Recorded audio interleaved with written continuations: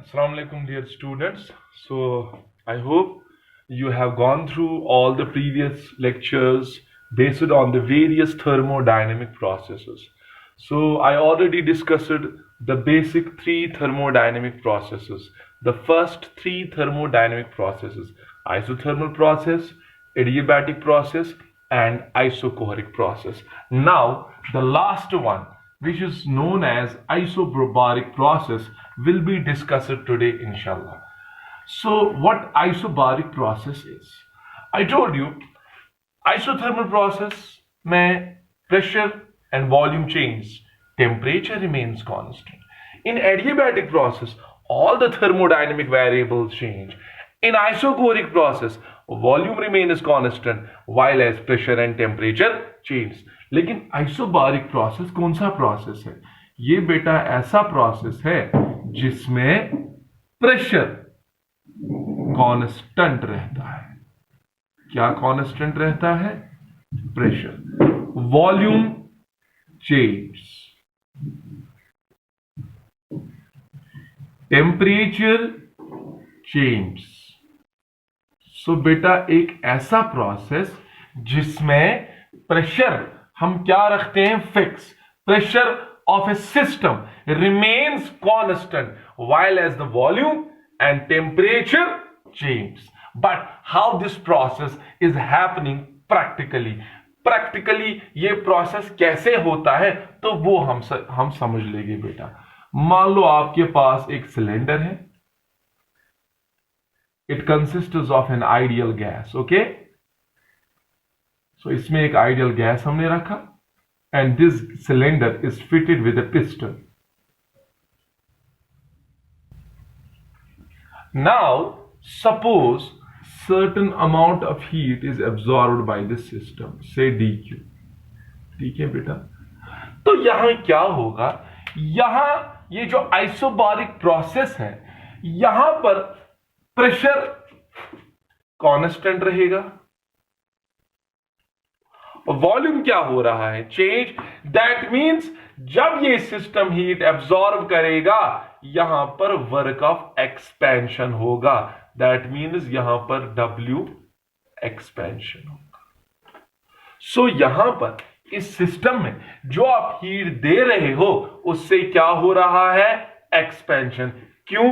क्योंकि इस सिस्टम में वॉल्यूम चेंज आती है और उसके साथ साथ क्या चेंज आती है? टेम्परेचर. लेकिन बेटा आपको पता है टेम्परेचर में तब चेंज आएगी जब इंटरनल एनर्जी चेंज होगी. तो इसका मतलब क्या हुआ? यहां जो आप हीट एब्सॉर्ब करवा रहे हो सिस्टम को, that heat is utilised in doing the work of expansion and also increases the internal energy. तो बताओ बेटा यहां जो इस सिस्टम ने हीट एब्सॉर्ब की उसने क्या क्या किया? एक तो उस हीट ने इस सिस्टम का टेम्परेचर बढ़ाया. कैसे बढ़ाया? उसमें उस सिस्टम की इंटरनल एनर्जी बढ़ गई और उसके साथ साथ वर्क ऑफ एक्सपेंशन हुआ. तो हम बता सकते हैं बेटा ये जो आइसोबारिक प्रोसेस है, it is the only thermodynamic process in which the heat is utilised in both the ways. One, in increasing the internal energy and another part of it is utilized in doing the work of expansion. तो क्या मैं कह सकता हूं जो isobaric process है यही वो प्रोसेस है जिसमें हीट जो आप सिस्टम को देते हो वो दोनों चीजों में यूटिलाइज होती है.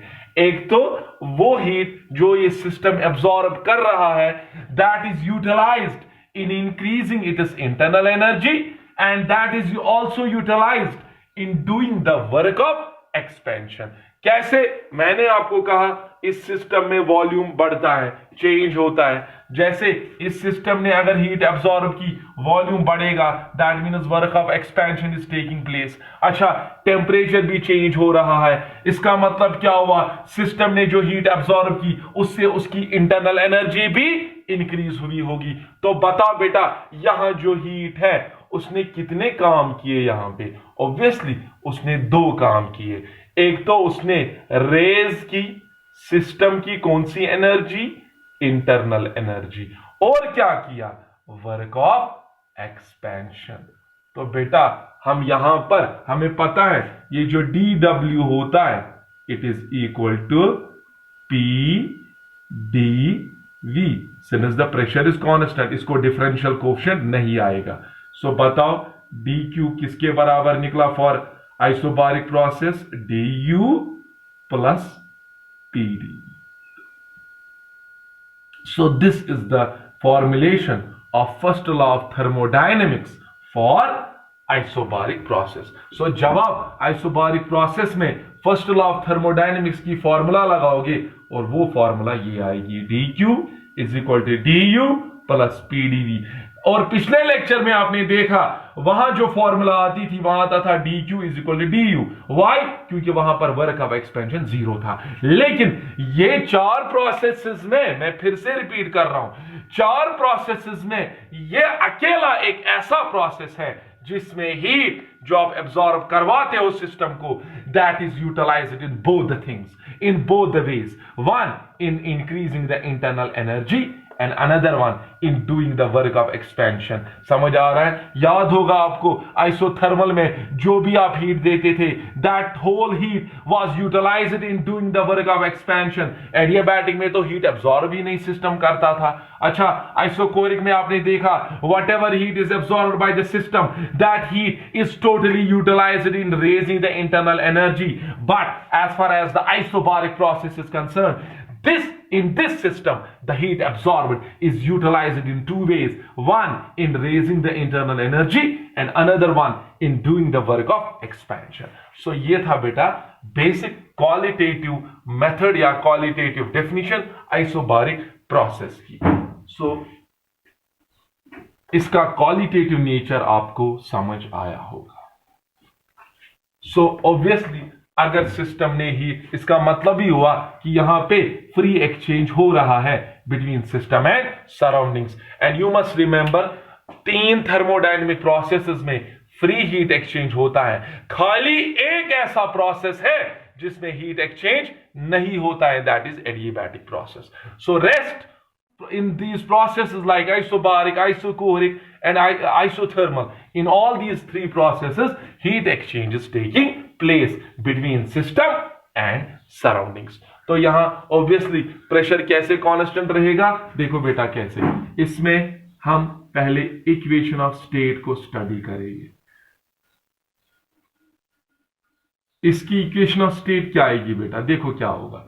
when this system absorbs the heat, internal energy will increase। due to internal energy, increase in internal energy, temperature of the system will increase। when the temperature of the system will increase, then what will happen, this system will expand। तो इसका मतलब क्या हुआ, यहां जो gas का volume होगा that will be proportional to its absolute temperature. इसका मतलब क्या हुआ, सिस्टम में जितना जितना टेम्परेचर राइज होगा उतना उस सिस्टम का एक्सपेंशन होगा। बट यहां पर हमने क्या कांस्टेंट रखा, कीपिंग पी कांस्टेंट। और शायद आपने स्टेट्स ऑफ मैटर में एक लॉ पढ़ा होगा known as Charles law. So बताओ चार्ल्स लॉ बेटा यही है ना, that volume of the gas is directly proportional to this absolute temperature keeping the pressure constant. Since in isobaric process the pressure remains constant and as a result the volume of the gas increases linearly with respect to the temperature। is that clear? तो बेटा यहां पर हम ऐसे भी equation of state अब लिख सकते हैं, V1 डिवाइडेड बाई T1 शाबाश is equal to V2 divided by T2। तो यहां पर भी खाली एक ही इक्वेशन ऑफ स्टेट आएगी as per the permutations and combinations. Three quantities, one of them is constant, so अगर दो की रिलेशन है तो एक ही आएगी, सो एक रिलेशन आ रही है। एडियाबैटिक में तीनों चेंज होते थे तो तीन रिलेशंस आ रही थी, पेयर बढ़ रहा था तीन का, लेकिन यहां पे एक ही रिलेशन आएगी, वॉल्यूम वर्सेस टेम्परेचर। समझ आ रहा है? सो this is an equation of state for isobaric process।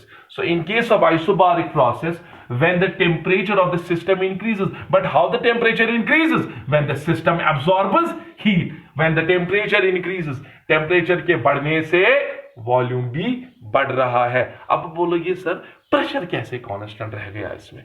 तो देखो बेटा क्यों यहां पे कांस्टेंट रहता है। अब मुझे बताओ, जब इस सिस्टम में टेम्परेचर बढ़ेगा, प्रेशर क्या होना चाहिए? प्रेशर भी बढ़ना चाहिए ना, क्योंकि टेम्परेचर के बढ़ने से काइनेटिक एनर्जी बढ़ रही है, कोलिजन फ्रीक्वेंसी बढ़ रही है, number of collisions per unit time बढ़ जाएंगे, so pressure should increase. But इसके साथ साथ यहां वॉल्यूम भी इंक्रीज होता है। लेकिन वॉल्यूम के इंक्रीज होने से आपको पता है, जब वॉल्यूम बढ़ गया, स्पेसिंग बढ़ गई, प्रेशर घटेगा ना। तो बताओ बेटा, यहां एक वेरिएबल के बढ़ने से प्रेशर बढ़ रहा है, दूसरे वेरिएबल के बढ़ने से प्रेशर घट रहा है। What will be the net change in the pressure? It will be zero. क्यों?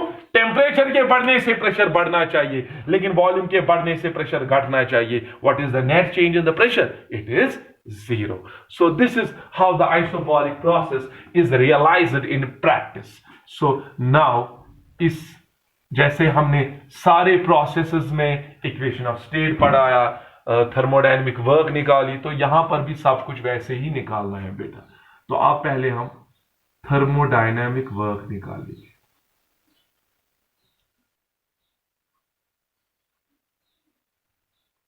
ओके, और this process the thermodynamic work is quite easy. देखो बेटा, कुछ भी नहीं करना है, it is very easy here. So आपको पता है डी वर्क डन, जो जनरल फॉर्मूला है वर्क डन की, बहुत बार मैंने बताया।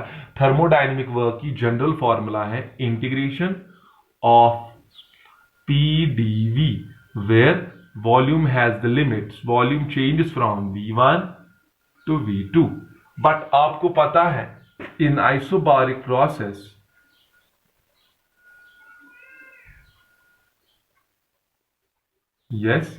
इस प्रोसेस में क्या होता है? Pressure remains constant. जब बेटा प्रेशर कांस्टेंट रहा तो हम उस क्वांटिटी को इंटीग्रल के बाहर कर सकते हैं। सो P को बाहर रखो, अंदर क्या बचा बेटा? Integral of dV, where the volume change from V1 to V2। और आपको पता है बेसिक इंटीग्रल्स में integration of dx is x, so integration of dV is v। याद रखा? सो इंटीग्रेशन ऑफ dv क्या आएगा बेटा? v। लेकिन v के तो लिमिट्स हैं, कहां से कहां है? Lower limit v1, upper limit v2। तो टोटल वर्क कितनी आ गई during this volume change? p। v का अपर लिमिट आएगा v2 माइनस v का लोअर लिमिट आएगा v1। This is the thermodynamic work during isobaric process. तो अगर आपको पता हो हमने सिस्टम को फिक्स किया है किसी प्रेशर पे और उसका वॉल्यूम चेंज हुआ from V1 to V2, you can find out the work during that expansion और during that compression. Pressure fix रखना है, प्रेशर कांस्टेंट है। सो थर्मोडायनेमिक वर्क ये जो निकल रही है during which process? During isobaric process. किसके बराबर निकला वो? P times change in the volume, V2 final volume minus initial volume. Now its indicator diagram.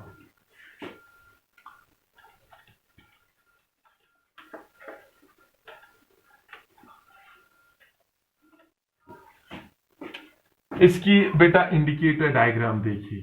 I told you many times that indicator diagram, what indicator diagram is? It is the diagram, it is the graph which shows how the pressure of the gas changes with respect to the volume. So indicator diagram क्या आएगी बेटा इसकी? Let us draw the graph between pressure and volume. तो क्या होगा बेटा? अगर volume बढ़ेगा क्या प्रेशर में कोई चेंज आएगी? नहीं। That means volume changes independently. It doesn't change और pressure does not change with respect to the volume. इसका मतलब क्या हुआ? वॉल्यूम के बढ़ने से यहां प्रेशर में कोई चेंज नहीं आ रही है। Pressure is constant. It will be like this, straight line. It will be parallel to the volume axis. It will be parallel to the x axis. तो इसका मतलब क्या हुआ? इस पॉइंट पे प्रेशर ये है, इस पॉइंट पे भी प्रेशर यही है, इस वॉल्यूम पे भी प्रेशर यही है। सो इन at all points the pressure remains constant. So this is the indicator diagram for the isobaric process. In this process अगर आप ऑब्जर्व करोगे वॉल्यूम बढ़ रहा है लेकिन प्रेशर में कोई चेंज नहीं आ रही है। अच्छा, और एक ग्राफ आएगा, वो वॉल्यूम और टेम्परेचर का अगर ग्राफ डालोगे आपको पता है चार्ल्स लॉ, टेम्परेचर के बढ़ने से वॉल्यूम लीनियरली बढ़ेगा। सो ये दो डायग्राम्स, ये दो ग्राफ्स किसके आ गए बेटा? आइसोबारिक प्रोसेस के। नाउ अगर आपको मैंने कल बताया था कि जब भी आप पीवी कर्व के अंडर जो एरिया है वो आप निकालोगे वो आपको वर्क देगा। सो दैट मीन्स यहां पर जो ये एरिया आ रहा है, कुछ एरिया आ रहा है ना, यहां पर वर्क हो रही है ना बेटा, तो this area under this curve, since it is a rectangle, length into breadth जब आप निकालोगे वो आपको यहां पे वर्क देगा। So area under this PV curve will give you the work. Is that clear? समझ आ रहा है? सो नाउ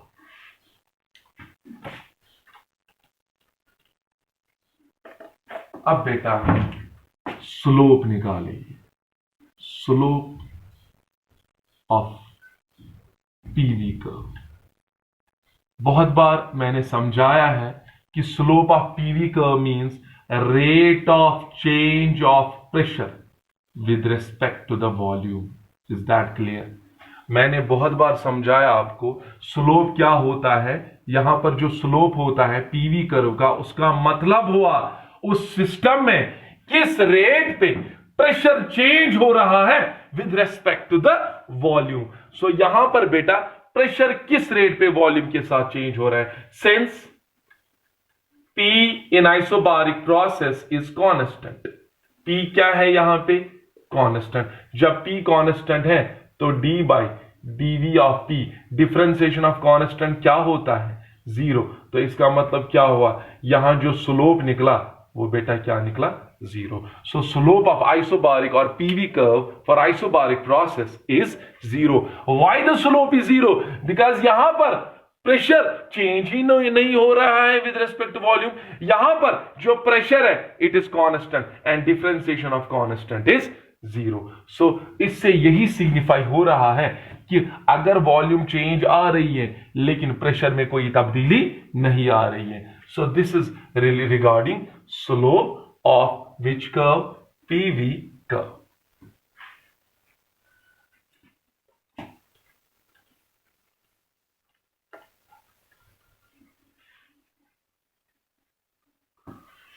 सो बेटा आज हमने इन सारे थर्मोडायनेमिक प्रोसेसेस को फिनिश किया, ठीक है बेटा।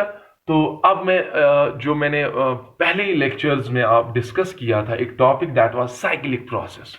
मैंने आपको बताया था साइक्लिक प्रोसेस बेटा वो प्रोसेस है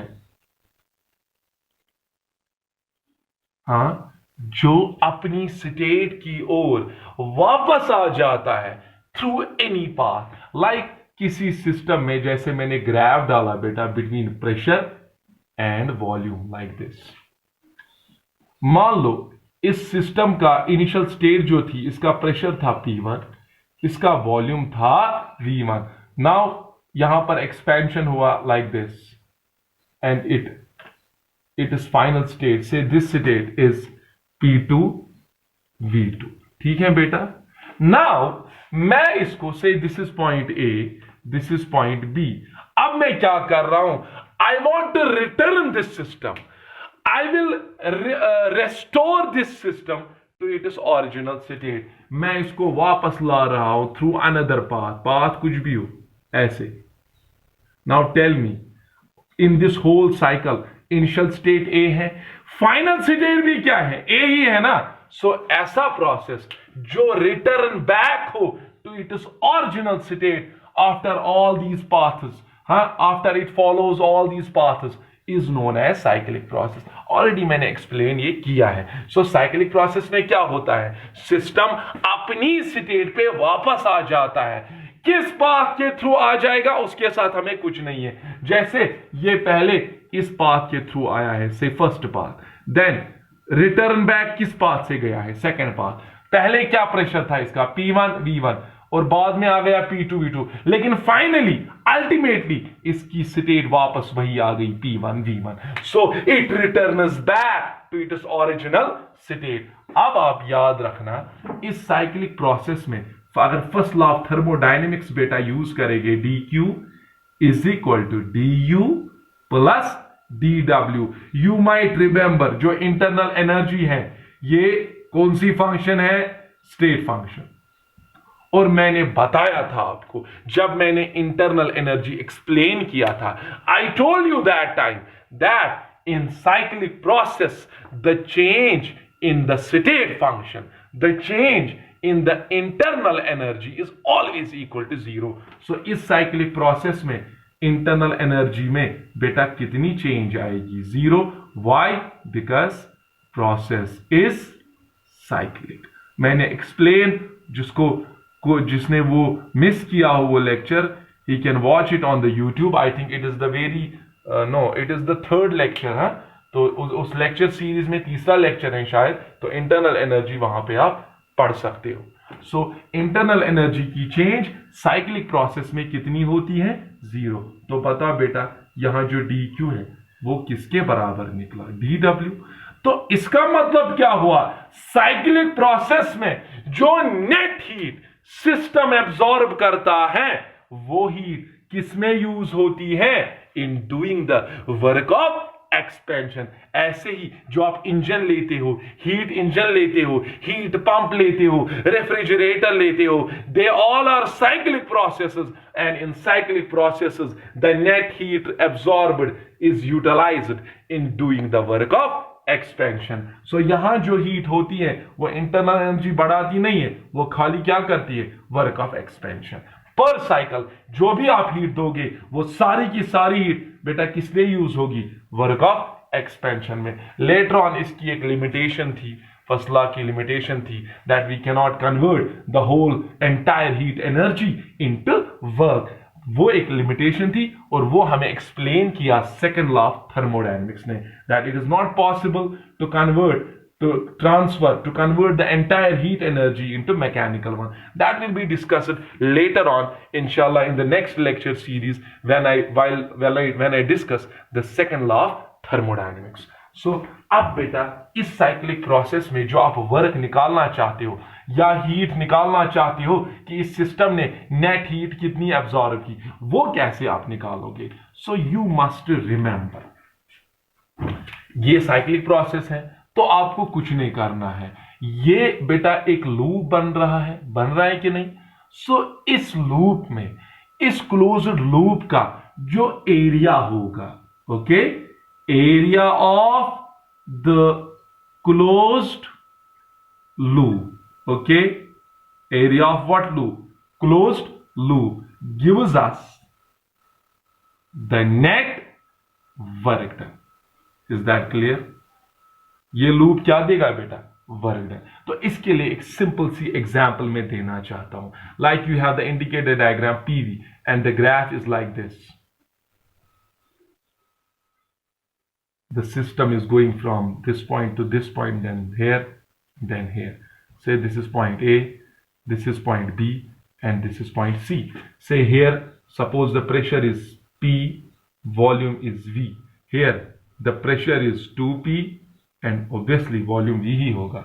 Here the pressure is P and volume is 2V. The question is find the net work done during this process. इस प्रोसेस में हमें यह बताओ नेट वर्क डन कितनी हो रही है। पहले यह बताओ, ये साइक्लिक है ना बेटा, इस साइक्लिक प्रोसेस में इंटरनल एनर्जी चेंज कितनी होगी, जीरो। तो according to first law of thermodynamics जो हीट होगी वो किस में यूज होगी, वर्क में। So d Q will be equal to d W. सो फिलहाल डी डब्ल्यू निकालेंगे। कैसे निकालोगे वर्क, मैंने अभी बताया आपको, ये क्लोज लूप बन रहा है, इस क्लोज लूप का क्या आप निकालोगे, area of this closed loop will give you the net work done during this cyclic process. So work done during cyclic process is always equal to the area of that loop. मगर curve देखना है किस किस के बीच में, curve होना चाहिए, graph होना चाहिए between pressure and volume. So work done किसके बराबर आएगी यहां पे, area of closed loop. Loop कैसा है, कैसा दिख रहा है, ये rectangle, area of right angled triangle, okay, BAC or ABC, okay, it is right angled at A. So किसके बराबर आएगा? Area of right angle triangle half of base. What is the base? Base के side से ख्याल रखना है volume variable है, perpendicular के साइड से प्रेशर लेना है. तो half of base, base volume है. बताओ यहां से यहां तक कितना वॉल्यूम है? बेटा यहां पर ये 0 है, ठीक है. ये कितना है? V, वो कितना है? 2V. So 2V minus V, that is V. So A से C तक जो वॉल्यूम है वो V है. It is not 2V because volume is measured from this point. यहां से यहां तक वॉल्यूम है V, यहां से यहां तक वॉल्यूम है 2V. तो ये कितना होगा? It will be V multiply by, okay, perpendicular. देखो बेटा इसको भी यहां से देखना है. यहां से यहां ऊपर, 0 से ऊपर तक ये 2P है, 0 से यहां तक P. So 2P minus P is P. तो बताओ यहां जो वर्क डन निकली बेटा वो किसके बराबर निकली? Half of P into V. Pressure multiply